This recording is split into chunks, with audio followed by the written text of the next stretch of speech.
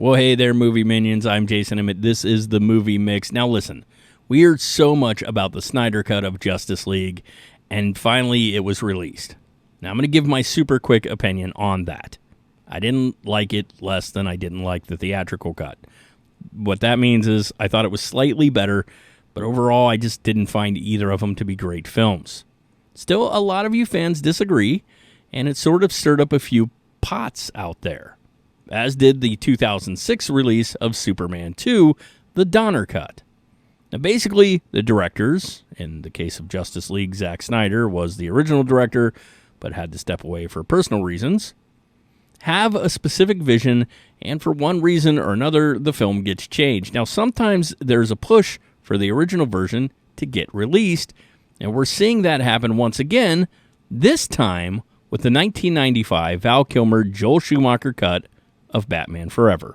Now, we'd heard rumors of the Schumacher cut before, but it was just confirmed by screenwriter Akiva Goldsman.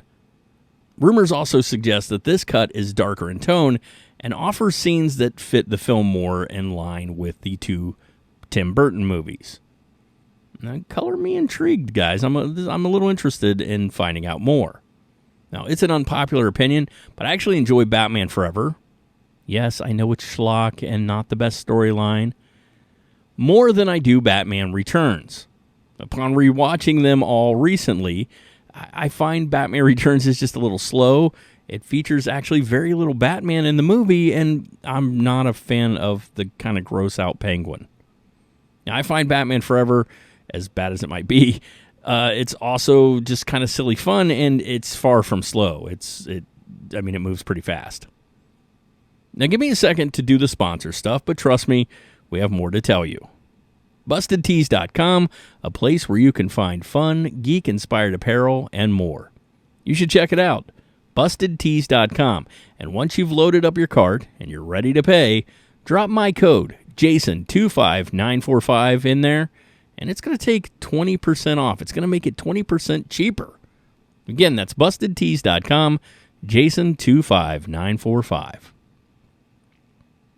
So Akiva Goldsman has said of the director's cut, it was darker, Bruce was haunted by his past, he felt guilt, it's all the stuff you read. None of that is mysterious.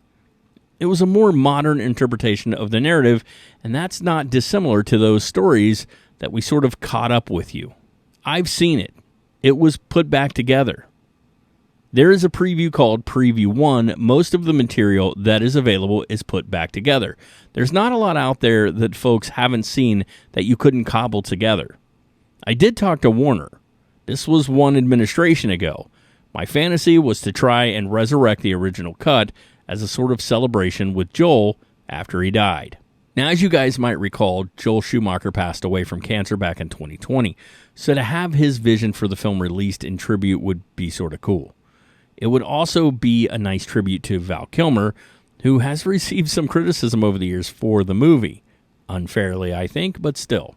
We've heard the Schumacher cut is 30 minutes longer than the original theatrical, which would clock in at closer to 2 hours and 30 minutes.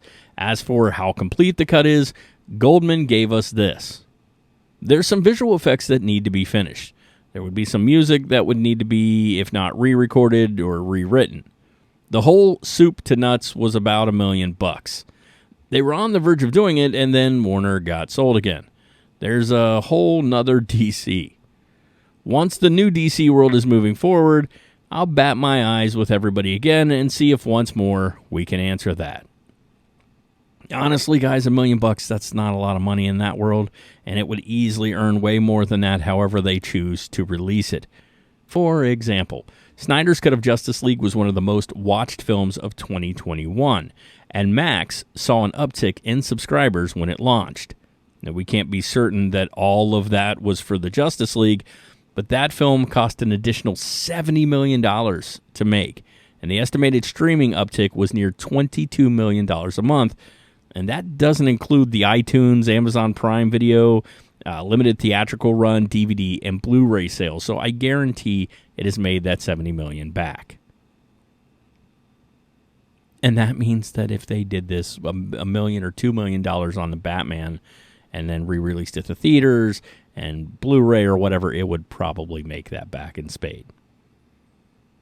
Now, personally, I would welcome this, and I can tell you right now, I would watch it. And I suspect most of you would watch it as well. But you tell me, am I right, movie minions? Would you be into the Schumacher Batman Forever director's cut? If so, spam the comments down below. Give us a hashtag Batman Forever Schumacher cut. Also, let me know what your favorite Batman adaptation is, and then share this video.